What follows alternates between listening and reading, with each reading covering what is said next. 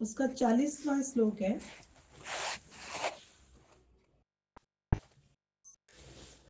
हे पार्थ, उस पुरुष का ना तो इस लोक में विनाश होता है और ना परलोक में ही, क्योंकि हे प्यारे, आत्मोद्धार के लिए अर्थात भगवत प्राप्ति के लिए कर्म करने वाला कोई भी मनुष्य दुर्गति को प्राप्त नहीं होता। भगवान कृष्ण अर्जुन से काफी चीजें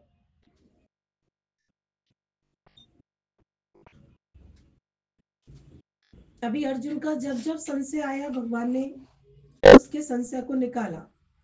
प्रश्न भी करते हैं, उत्तर भी भगवान देते हैं, लेकिन उत्तर सुनने के बाद संशय ना आए तब हम मानेंगे कि हमारा संशय खत्म हो गया। तो अभी अर्जुन ने भगवान से पूछा है कि मन में संशय ये आता है कि हम सत्संग में इतने आगे चल रहे हैं, हम गुरु के बन तो गए हैं, हमने संसार से भी थोड़ा अपना रास्ता अलग कर लिया है, तो क्या मंजिल पे पहुंचेंगे या नहीं पहुंचेंगे? ऐसे प्रश्न सत्संग में भी आते हैं। वही संशय जब जब गुरु अर्जुन के मन में आया है तो भगवान से क्लियर किया है।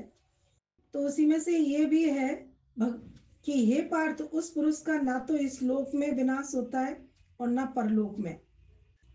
भगवान ने बोला है कि जो मेरे रास्ते चलते हैं, जो मेरे मार्ग का चुनाव करते हैं, जो मेरे मार्ग का अनुसरण करते हैं, जो मेरे पथ रास्ते पर चलते हैं, उनका ना तो इस लोक में कुछ बिगड़ता है ना परलोक में कुछ बिगड़ता है।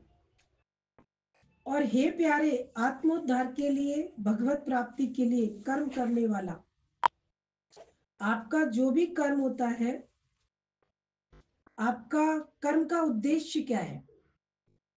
कर्म का उद्देश्य आत्मो आत्मा की उन्नति है और मोक्ष की प्राप्ति है या भगवत प्राप्ति है। अगर हम सत्संग में भी आते हैं तो सत्संग में आने के बाद हमारा सत्संग का उद्देश्य क्या है? कई लोग सत्संग में आते हैं, प्रसिद्धि मिल जाती है, मेरे नाम की पहचान हो जाती है, लोग जानने लगते हैं। कभी लोग आपको भूलने लगेंगे तो कष्ट होगा, क्योंकि नाम की कहीं ना कहीं इच्छा थी ना कि मैं फेमस हो जाऊं, भाई गुरु के साथ चल के या गुरु के समक्ष रह के।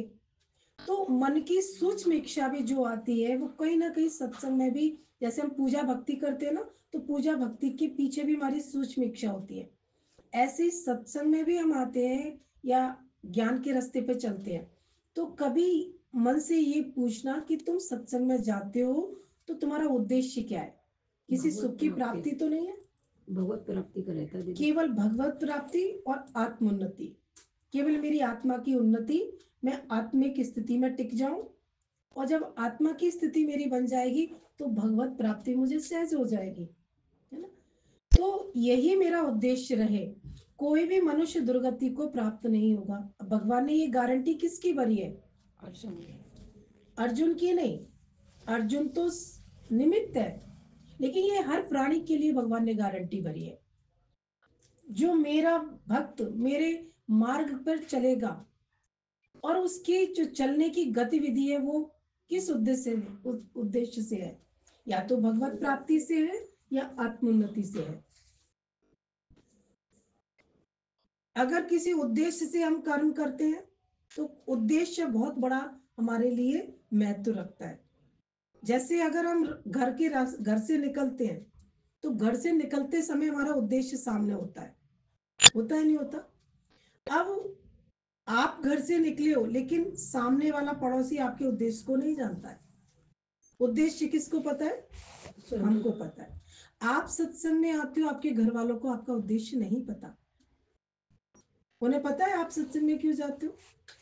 तो सत्संग का जो कर्म करता है, जो मार्ग पर चलता है, उसका उद्देश्य उसी को ही पता है। आप दिखने में बहुत सबके समक्ष आते हो, है ना? आप कभी सज धज के घर से निकलते हो तो लोग कहते जाने कहाँ घूमने जा रहे हैं। भाई जैसे जिसकी दृष्टि होती है वैसे ही उसकी सृष्टि बनती है। लेकिन किसी की भी दृष्टि हो, किसी की भी सृष्टि हो, लेकिन मेरे उद्देश्य को तो कोई नहीं समझ पाया।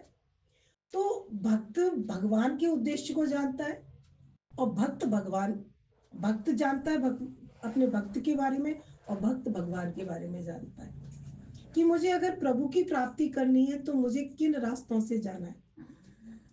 और भगवान को ये पता है अगर मेरा भक्त मेरे मार्ग पर आ रहा है तो उसे किन कैसे मार्ग को तैयार करना है।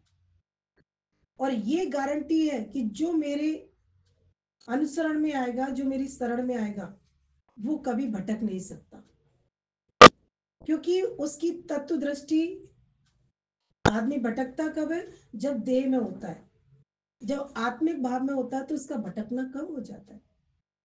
अभी कोई आपको साधना के लिए एक कोने में बिठा दे, अगर आप देह भाव में हो तो आप बार बार विचलित होते रहोगे, और अगर आप आत्मिक अभ्यास में हो तो आप बैठने पर विचलित नहीं होगे, आप अपने आत्म स्वरूप में डूब के मस्ती से डूब जाओगे ना।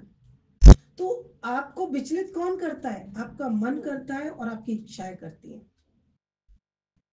अगर मैं यहाँ से उठता हूँ, अगर आप कहीं पे भी बैठे हो, उठते तुम बाद में हो, पहले मन में कोई ना कोई प्लानिंग, इच्छा जागृत होती है, कोई ना कोई संकल्प विकल्प उठता है, तभी मनुष्य का शरीर एक्टिविटी करता है ना। तो वो एक्टिविटी को भी मैं जानने वाला हूँ। मैं अपने अगर मेरी कोई क्रिया हो रही है तो उस क्रिया को भी मैं जानने वाला हूँ। तो ये दृष्टि कब मिलेगी? जब हमारी आत्मिक जागृति होगी और हमारा लक्ष्य क्लियर होगा। भक्तों को लोग बेकार बोलते हैं, कहते हैं ये किसी काम के नहीं है, लेकिन भक्त किसके काम के होते हैं? भगवान के काम के होते हैं, जगत के कामों के नहीं होते वो। जगत वाले तो उन्हें बदनाम करते हैं, लेकिन बदनामी से भी मेरा कोई प्रयोजन नहीं है। अभी इतना काम करना है, ऐसे करना है, वैसे करना है, तो काम तो जगत के बनते रहेंगे और खत्म भी होते रहेंगे, लेकिन ये पूरे कभी नहीं होंगे। आप ये सोचो कि आज मैं गृहस्थ के सारे काम पूरा कर लूं, या मैं संसार के सारे काम पूरा करके हर दिन एक नई तैयारी करके आएगा, हर दिन की एक नई अपनी पहचान होगी। लेकिन हर पहचान के लिए, हर कार्य के लिए मैं तैयार हूं, क्योंकि किसी भी कार्य में मेरे को कोई प्रयोजन नहीं है। शरीर कर्म करेगा, लेकिन कर्म में मेरी कोई इच्छा आसक्ति नहीं। अभी गुरु ने कहा जाओ जॉब करो, गुरु कहेगा छोड़ दो। करने में जितनी जल्दी तैयार हुआ उतना छोड़ने में तैयार नहीं होगा। उसमें गुरु में भी निरे ब्लेम लगा देगा, मेरी कमियां छोड़ दे। ये नहीं देखेगा गुरु ने ही तो मार्ग दिखाया, और गुरु अगर मेरे से मना कर रहा है तो मैं मान जाता हूँ। अभी आप पहचान के देखो, जितना तुम्हारा मन किसी कार्य को करने के लिए तैयार होता है, और अगर गुरु बीच रास्ते में तुमसे मना कर दे, आपके मन में प्रश्न उत्तर होते हैं, आप एकदम संशय में आते हो कि निश्चयात्मक बुद्धि में रहते हो। बोलो, क्या स्थिति आती है ना। तो यही हमारी जीव भाव होता है, यही हमारा जगत सत्य दिखता है। हमें गुरु सत्य नहीं दिखता। गुरु आपकी हर स्थिति को जांचता है, पकड़ता है, पढ़ता है। उसे पता है कि कोई भी कार्य अगर ये करने मैंने मार्ग दिखाया है तो इस मार्ग में इसका अटकाव तो नहीं है, कहीं ना कहीं ये किसी चीज को सत्य समझ के तो नहीं चल रहा। अगर हम सत्य समझेंगे तो छोड़ने में तकलीफ होगी, और अगर ड्रामा समझेंगे तो तुरंत छोड़ने में कोई कष्ट ही नहीं होगा। अभी सपोज करो, एक बालकनी में एक महिला अपने बच्चे को खिला रही है, अपने बच्चे को झूला झुला रही है या उसको उछाल के खिला रही है, और उछालते उछालते अगर बच्चा नीचे गिर जाता है तो उस महिला को पुलिस पकड़ेगी? पकड़ेगी? नहीं पकड़ेगी। लेकिन कोई दौरानी आती है और अब उस बच्चे को खड़ा रख देखती है बालकनी में, और उसको उठा के नीचे करती है, चाहे उसको उछालती है, और उछालते उसकी प्लानिंग क्या है? उसकी भावना, एक माँ अपने बच्चे का कभी विनाश नहीं कर सकती है, लेकिन एक दौरानी अगर कोई पड़ोसन आती है और उस बच्चे को उठा भी लेती है और वो नीचे की तरफ उसको कर भी देती है, तुरंत उस पर प्रश्न खड़े हो जाएंगे कि तुमने बच्चे को क्यों उठाया, क्यों नीचे कर रही हो। लेकिन एक माँ बच्चे को नीचे करेगी या क्योंकि पता है, विश्वास है कि माँ अपने बच्चे को कभी भी तो आपके अंदर की जो भावनाएं हैं, वो भावनाएं ही आपको कर्म बंधन में जकड़ती है। कर्म का उद्देश्य क्या है? अगर आप किसी बच्चे को नहीं मारना चाहते हो, और एक बच्चे से माँ से बच्चा मर भी जाता है तो भी उसको पुलिस नहीं पकड़ती है, और एक दौरानी से बच्चा मरता भी नहीं है, केवल उसकी भावना गलत दिखाई देती तो उसको अरेस्ट कर लिया जाता है।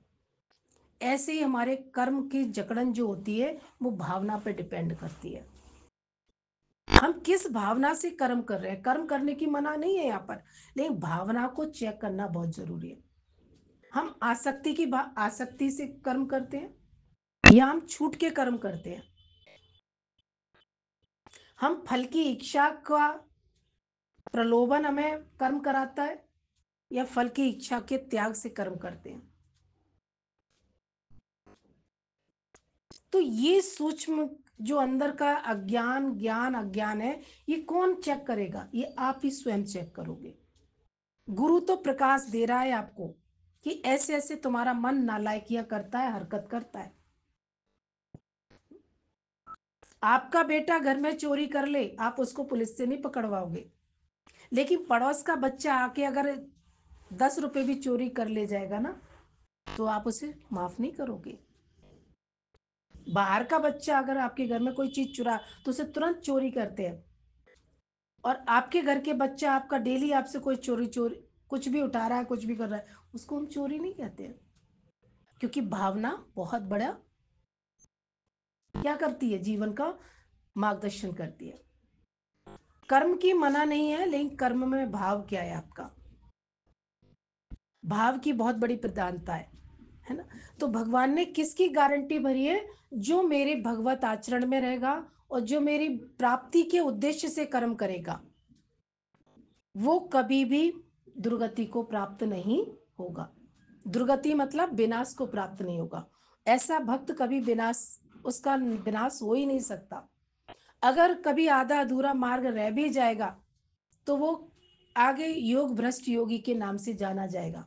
योग भ्रष्ट हो गया था, और योग भ्रष्ट अपनी इच्छाओं के कारण नहीं हुआ था। योग भ्रष्ट जो आपका योग होता है ना, वो योग आपकी प्रकृति के द्वारा भ्रष्ट होता है, परमात्मा के द्वारा या आपकी इच्छाओं के द्वारा।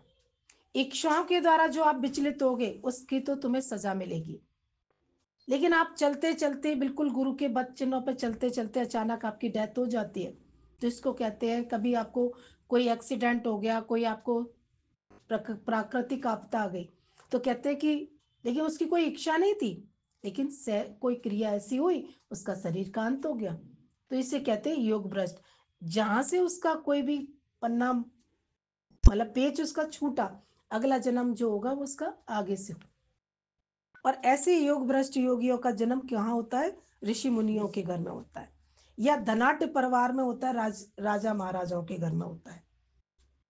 वहां से उनका फिर से ये मार्ग शुरू हो जाता है। तो दुर्गति हम हमारे हाथ में है, सदगति भी हमारे हाथ में है, और दुर्गति भी हमारे हाथ में है। तो जो भगवान के भक्त होते हैं, उनका कभी किसी भी लोक में उनका हित नहीं हो सकता। इस संसार में रहते हुए भी उनकी हर समय जो प्रवृत्ति होती है, वो निष्काम भावना की होती है, सकाम भावना की नहीं होती है। अगर मेरे पास जो भी कुछ भी प्राप्त है, इससे मुझे सबकी सेवा करनी है, ये भावना हमारे अंदर में निष्कामता को बढ़ावा देगी। मेरे पास जो भी परमात्मा ने मुझे दिया है, इसका सदुपयोग मेरे को कहाँ करना है? निष्काम कर्म में करना है। और जो भी मेरे, चाहे वो तन है, चाहे वो मन है, चाहे वो तन है, तन मन धन, ये तीनों ही मेरे निष्काम कार्य के लिए परमात्मा ने मुझे सेवा के लिए दी है। जब मुझे परमात्मा ने ये सब कुछ सेवा के लिए दिया है, तो किसी में मेरे आसक्ति अपने आप ही हट जाएगी। भाई, किस सेवा समझ में आ गई ना, सेवा के लिए दी है, तो किसी में अगर कोई चीज मेरी चली गई, तो चली गई तो चली गई, जो है जो बचा है उससे कार्य करेंगे। लेकिन दुख नहीं मनाएंगे कि ऐसा परमात्मा ने क्यों ले लिया, क्यों घाटा कर दिया, क्यों मेरा अपमान कर दिया। हम इसीलिए नहीं फलाने से बात करते, वो पल पता नहीं उनका भरोसा, वो कब क्या बोल दे। तो कहीं ना कहीं तुमको भय लगा रहता है कोई मेरा अपमान ना कर दे। यानी आप जीव भाव में ही हो, आप आत्म भाव में नहीं हो। तो अपनी स्थिति और अभ्यास से बढ़ाओ कि मुझे मान अपमान के भय से भी मुक्त होना है। अभी भय सताता है कहीं ना कहीं, कोई जोर से ना बोल दे, कोई तीखा ना बोल दे। भाई बोलने वाला वो तो है ही है, लेकिन हम, अगर हम भगवान की भक्ति करते हैं तो हमको अपने अंदर को तो दीदी जान के ऐसा कर्म तो ना करें मत टकराओ, वो तो हमारे फिर अज्ञान ही हो गया ना। भाई टकराव आपने नहीं किया, लेकिन सामने वाला करता है तो हाँ। भी भगवान भगवत दृष्टि ही रहती है, नहीं भगवत दृष्टि होगी, तत्व साइड में तो दृष्टि हो ही सकते रहती हैं। है, उससे वैर द्वेष पैदा नहीं होता। टकराना भी तो नहीं होता है। जब आप ये दो में टकराव होता है ना, एक में तो टकराव होता ही नहीं है। अगर आप एक तत्व दृष्टि में हो तो टकराव क्यों होगा? सामने वाला कितना भी टकराए, लेकिन आप तत्व दृष्टि में टकराव हो ही नहीं सकता। टकराव तो हमेशा दो में ही होता है। यानी आप भी जीव भाव में हो, वो भी जीव भाव में है, तो टकराव निश्चित है। अगर सामने वाला तो नहीं एक है का भी, दीदी, अपनी एक चेकिंग करें हम। सामने वाला हम देख रहे हैं तो वो जीव ही तो देख रहे हैं उसे, उसे हम भगवान तो नहीं देख रहे, उसे आत्मा करके भी नहीं देख रहे। सर्वत्र मेरा ही अपना आप है, ये है तत्व दृष्टि।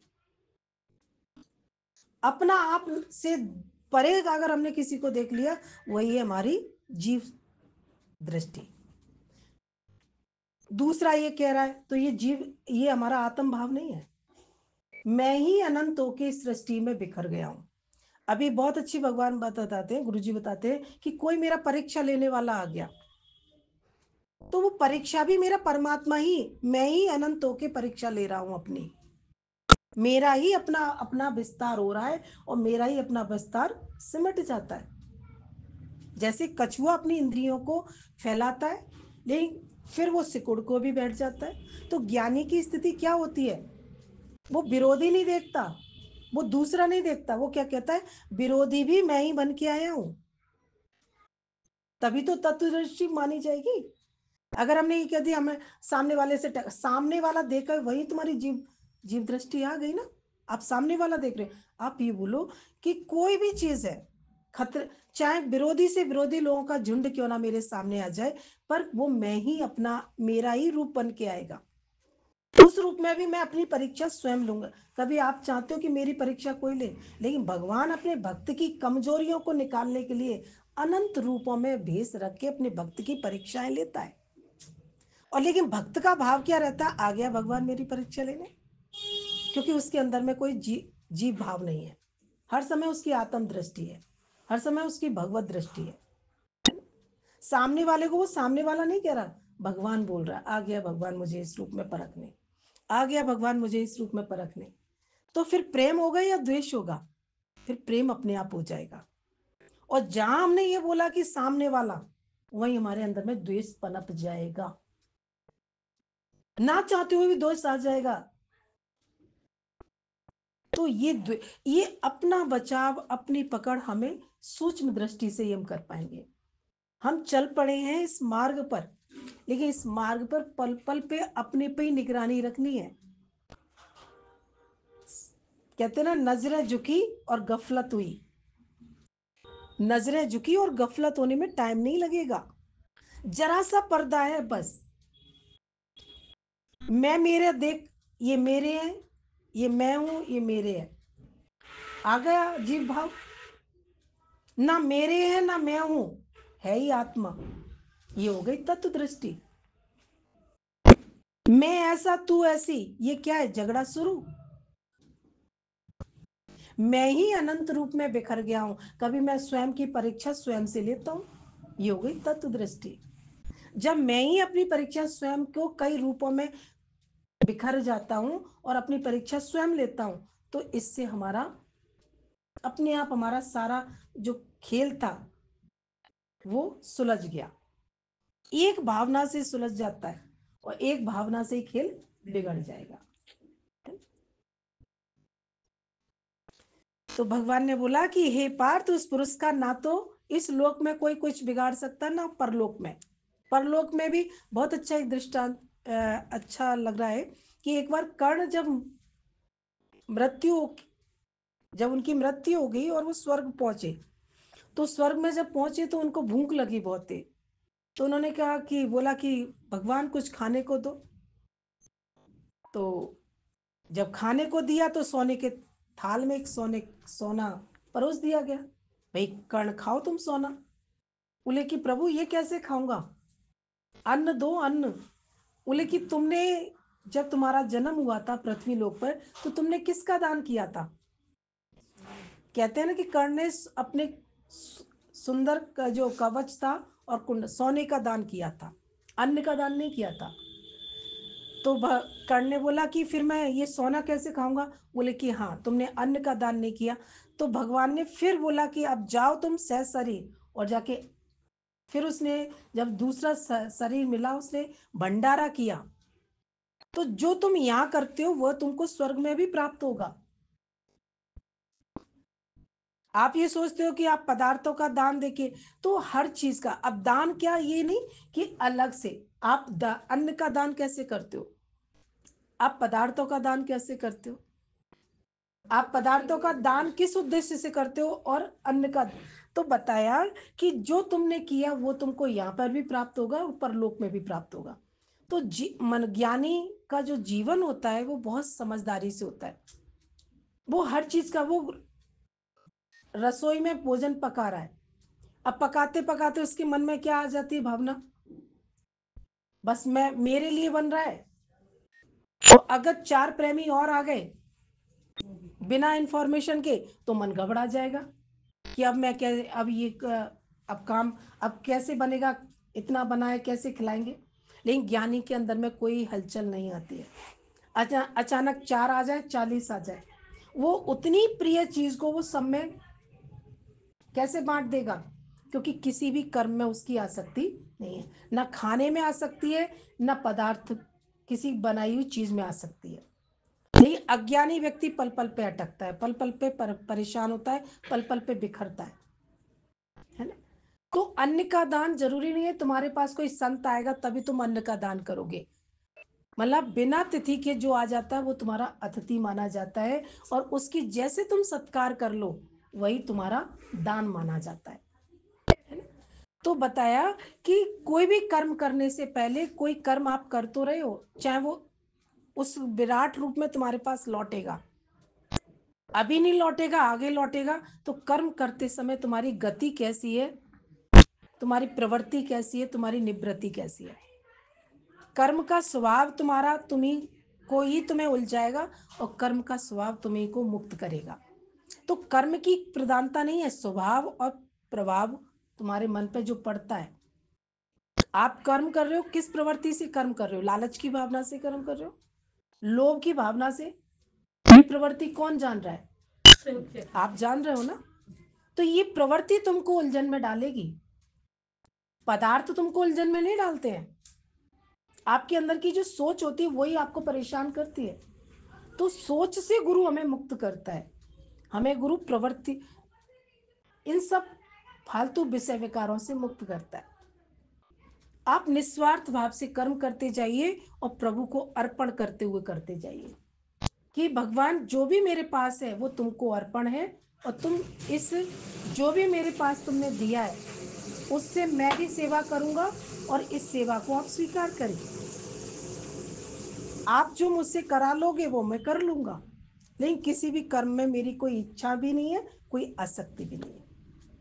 तभी तो मोक्ष प्राप्त होगा। मोक्ष का मतलब क्या है, हर प्रकार की इच्छा का त्याग, अच्छे कर्म का भी त्याग कर दो, अच्छे कर्म के अहंकार का भी त्याग कर दो। मैं बहुत अच्छी हूं, हमेशा सही काम करती हूँ, आपको जन्म मरण में आना पड़ेगा, आप मुक्त नहीं हो सकते हो, है ना। फलाना खराब है, आप अच्छे हो लेकिन दूसरे को खराब बोल रहे हो, तो आप मुक्त कैसे हो सकते हो। उससे तुम्हारा कहीं ना कहीं बैर द्वेष पनप रहा है, उससे पूरा करने के लिए तुमको जन्म मरण में आना पड़ेगा।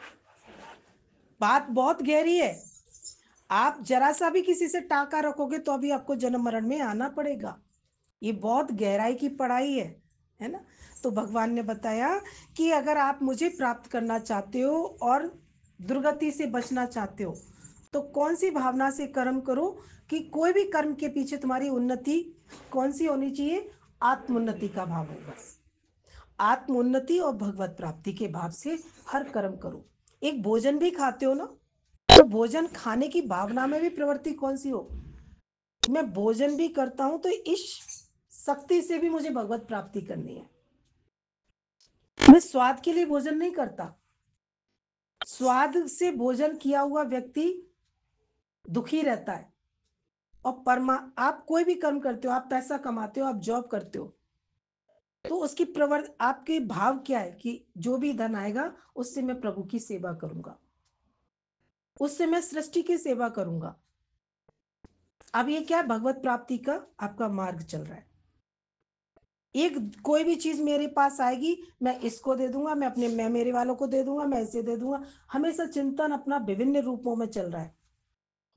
प्रियजनों को दे देंगे, अपने मैं मेरे वालों को दे देंगे। लेकिन ज्ञानी के लिए ना तो कोई प्रियजन है, ना कोई मैं मेरे वाला है। वो क्या कहता है, समस्त सृष्टि मेरे परमात्मा का और समस्त सृष्टि मेरे परमात्मा के प्राणी है। मुझे जैसे परमात्मा मुझे जिस ओर मोड़ेगा, उसी से मुझे सारी शक्तियों से सेवा करनी है। किसकी? परमात्मा की, सृष्टि की। तो उसने मैं मेरे सब खत्म हो गया ना उसका। ना कोई मैं मेरे वाला है, ना उसका कोई भेद बुद्धि है, ना उसके अंदर में कोई उलझन है। तो ये दृष्टि, ये सृष्टि आप ही के हाथ में है।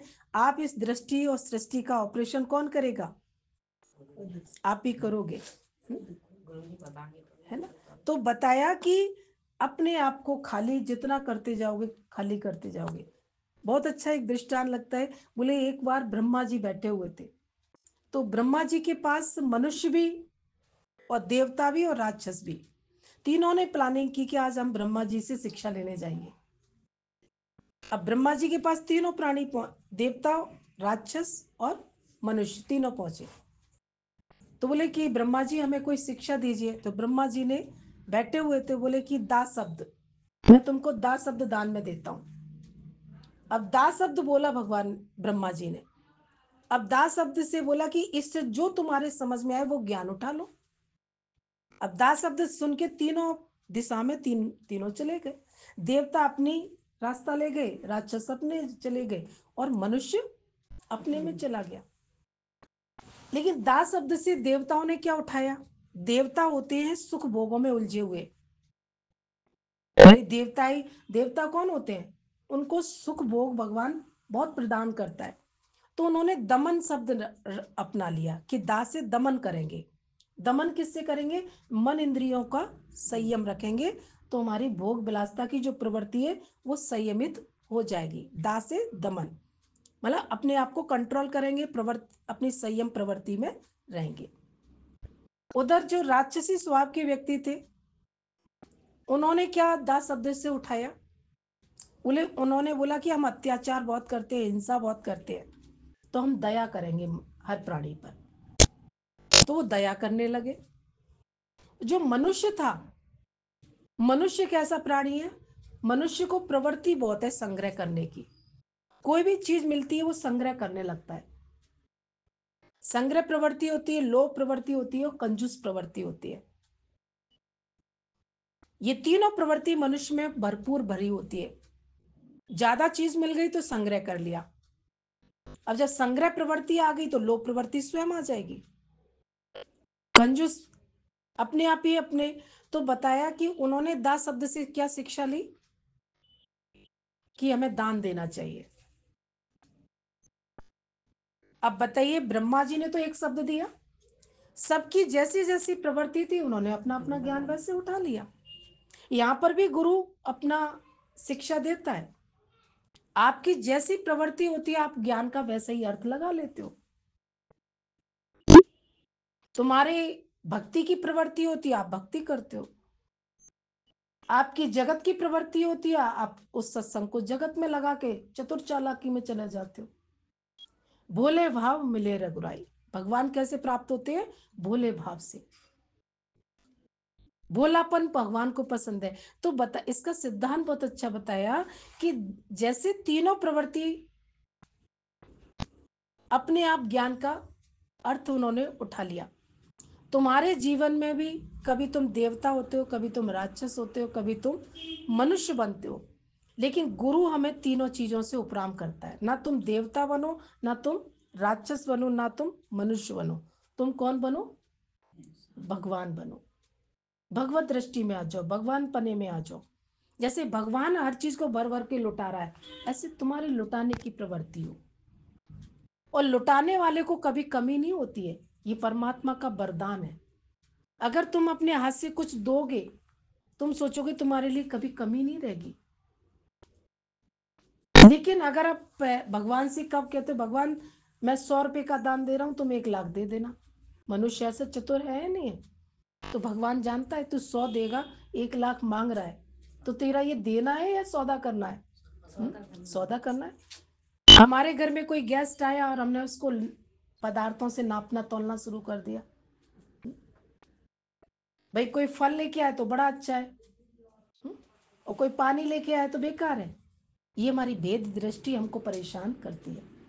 व्यक्ति परेशान नहीं करता, हमारी हमारी भेद भावना, हमारी जो भावना जो अलग अलग प्रवृत्ति की है, इसी कारण मनुष्य स्वयं परेशान रहता है।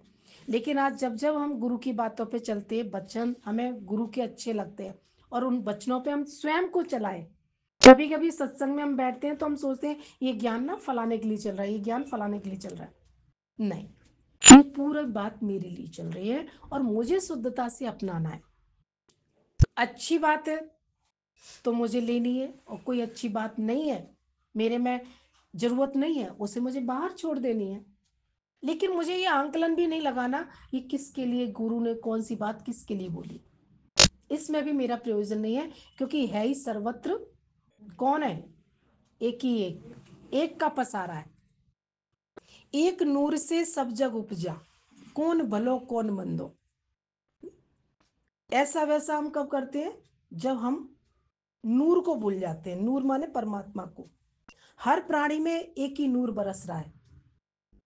जब एक ही नूर बरस रहा है तो सबसे प्रेम अपने आप ही हो जाएगा। फिर करना पड़ेगा कि अपने आप हो, करने का मन करेगा। अभी प्रेम करने की भावना बनानी पड़ती है, लेकिन भावना बनानी पड़ रही है तो भावना पल पल पे बिगड़ेगी भी। लेकिन जब आपकी तत्व दृष्टि बन जाएगी तो भावना बनानी नहीं पड़ेगी, अपने आप प्रेम बरसेगा तुम्हारे अंदर से सबके लिए। चाहे कोई कितना भी कैसा भी है, खोटा या खरा, सबसे न्यारे बन जाओगे।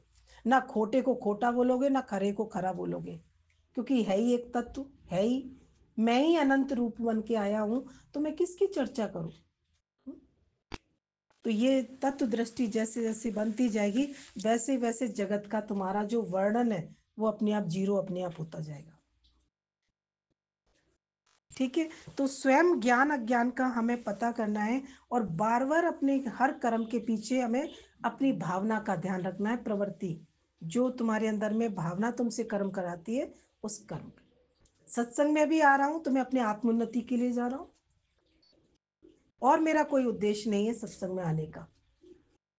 आत्मोन्नति, आत्मा की भावना से मैं भटकूंगा नहीं, और भगवत प्राप्ति ही मेरा लक्ष्य है। मुझे किसी व्यक्ति को प्राप्त नहीं करना है ना, किसी से मुझे रिश्ता जोड़ना नहीं है कि इससे भी मेरा रिश्ता जुड़ जाए, इससे भी ये मेरे फलाना बड़ा काम आएगा, ये मेरे काम आएगा। ये भी स्वार्थ भावना हमें कहीं ना कहीं सत्संग उलझा देगी। तो ये मन बार बार लाभ प्रलोभन में फंसता है, लेकिन मन को लाभ और प्रलोभन से ऊपर उठ के अपने आप को हमें हर चीज में परमात्मा की भाव प्रवृत्ति रखनी है कि भगवान तू ही है, तू है, तू है, तू है, सारी सृष्टि में तू है। अगर हमारी यही भावना बन गई कि सारी सृष्टि में भगवान ही है, तो फिर क्या करोगे? उद्देश्य तुम्हारा क्या रहेगा? अपने आप ही प्रेम प्रवृत्ति बनती चली जाएगी। अभी भाव बनाना पड़ता है, बिगड़ता भी है। बार बार अपनी भावनाओं को समेटते हो, फिर बनाते हो, फिर